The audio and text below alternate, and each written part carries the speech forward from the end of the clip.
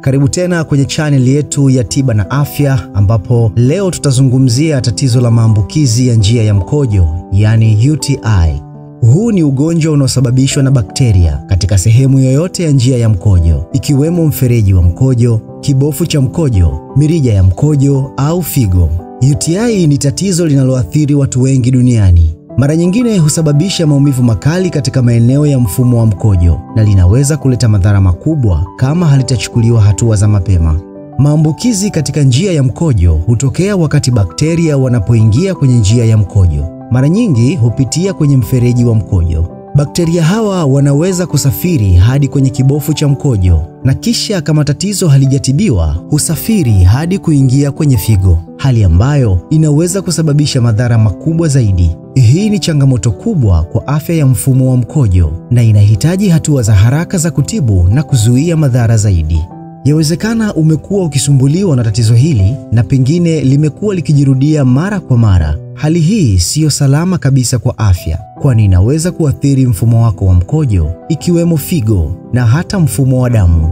Kwa kutambua athari zinazoweza kujitokeza, leo tumekuandalia hatua 5 muhimu za kujikinga na tatizo hili la UTI. Njia ya kwanza ni kunywa maji mengi kila siku. Kunywa maji ya kutosha kila siku ni moja ya hatua bora za kujikinga na UTI. Maji mengi husaidia kuongeza mkojo na hivyo huchochea mchakato wa kujisaidia mara kwa mara. Hii itasaidia kutoa mkojo na bakteria waliozunguka njia ya mkojo, hivyo kupunguza hatari ya maambukizi. Hakikisha unakunywa angalau lita 2 za maji kila siku ili kuboresha afya yako ya njia ya mkojo. Njia ya pili ni kukojoa mara kwa mara. Hii ni moja ya hatua muhimu za kuepuka UTI. Usiruhusu mkojo kukaa kwa muda mrefu ndani ya kibofu cha mkojo. Hii ni kwa sababu mkojo wa muda mrefu unaweza kuwa ni mazingira mazuri kwa bakteria kuzaliana. Kukojoa mara kwa mara ni njia rahisi ya kuondoa mkojo na bakteria kutoka kwenye mfumo wa mkojo, hivyo kupunguza hatari ya kuzaliana kwa bakteria na kuleta maambukizi. Njia ya tatu ni usafi bora wa sehemu za siri. Ni muhimu kuhakikisha unajisafisha sehemu za siri kwa njia sahihi ili kuepuka maambukizi. Haswa kwa wanawake, baada ya kujisaidia, hakikisha unajisafisha kutoka mbele kwenda nyuma badala ya kuanzia nyuma kwenda mbele. Hii itasaidia kuzuia kuhamisha bakteria kutoka kwenye njia ya haja kubwa kwenda kwenye mfereji wa mkojo, ambao wanaweza kusababisha maambukizi ya njia ya mkojo. Njia ya 4 ni kutumia nguo za ndani za pamba. Nguo za ndani za pamba ni bora zaidi kwa afya ya njia ya mkojo. Pamba inaruhusu hewa kupita na ngozi kupumua, ambayo husaidia kupunguza unyevu unaoweza kuhamasisha ukuaji wa bakteria.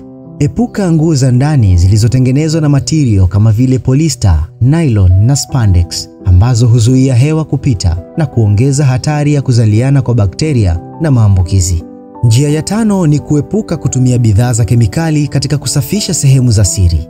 Baadhi ya kemikali kama sabuni za mikono au dawa za kuogea zenye harufu kali zinaweza kuharibu usahihi wa bakteria kwenye njia ya mkojo na kusababisha matatizo kama kuwasha, kuuma au kuvimba, na hivyo kupelekea maambukizi. Badala yake, tumia sabuni laini au maji safi ili kujisafisha vizuri.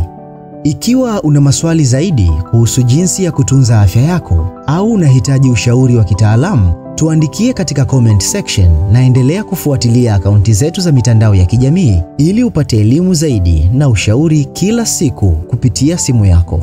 Subscribe kisha bonyeza alama ya kengele ili usipitwe na elimu hizi zenye lengo la kukuhabarisha na kukuelimisha juu ya masuala muhimu ya kiafya kutoka kwa wataalamu wa afya. Hii ni TNA. TNA. Stay informed. Stay healthy.